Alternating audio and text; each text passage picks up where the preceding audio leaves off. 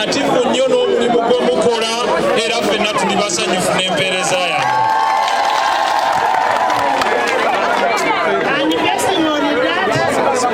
I want to request you that as we plan, as we make an order, the Lord Mayor and the leadership of KCCA to make sure that you are paid. Please make sure you don't block any road, but you are all going to be paid.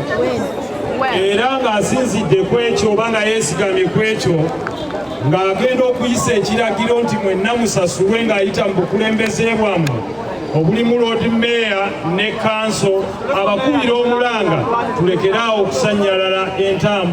okusanyalaza entambula n'okuyimirira wakati mu nguudo n'olwekyo akaatiriza nti agenda kulagira musasulwe mbagirawo.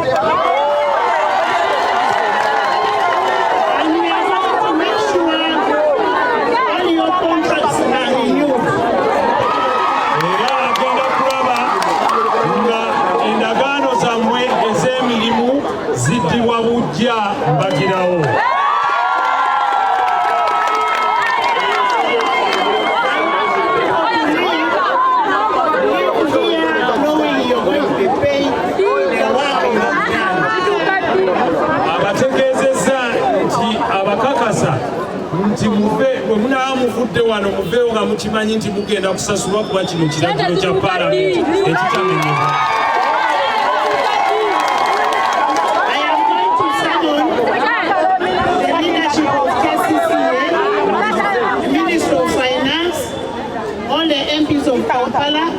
For a meeting on Tuesday in the morning for you to be paid. Agenda kuyita obukulembeze bw'ekibuga kino nga kwe kuli obukulembeze bwa KCCA bwonna, obukulembeze bw'ababaka ba paalamenti ab'ebitundu byonna mwe bukolera era ne minisitule ey'ebyensimbi ku lunaku olwokubiri era mujja kusasulwa mbagirawo.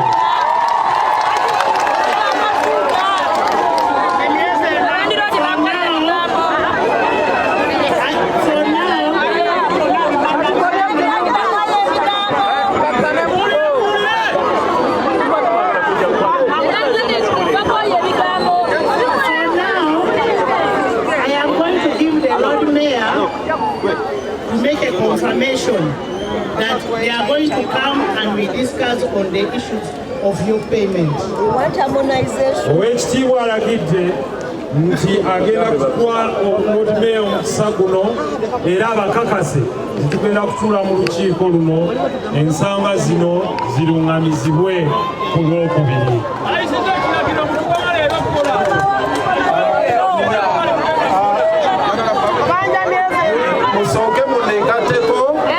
Twebaze Speaker ne Parliament okuyingira mu nsonga zammwe. Mumanyi okuvuddeyo ebibadde luwanvu naye kati tutuuka ku ntikko nga tutuukayo n'obuwanguzi. Era twebaza obubaka Speaker bwawadde ku bwa Parliament nti kontrakiti zaffe oba kontrakiti zammwe zigenda kuzzibwa bujja ate n'ekirala timugenda kusasulwa.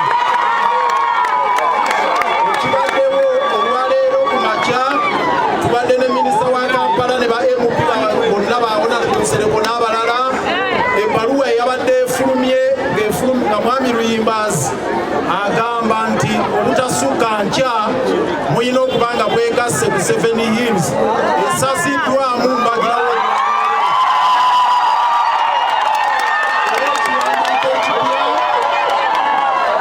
Ekiwandiiko ekipya nga kiteereddwako omukono gwa Executive Director mugenda kukifuna olwaleero nga kisazaamu byonna bye babadde bagambye nti mukoma nkya okola. Ensonga eyo tulimbe kye naasalawo Paalamenti ekinaasembayo ku lwokubiri njagala okukakasa Sipiika ne ba MP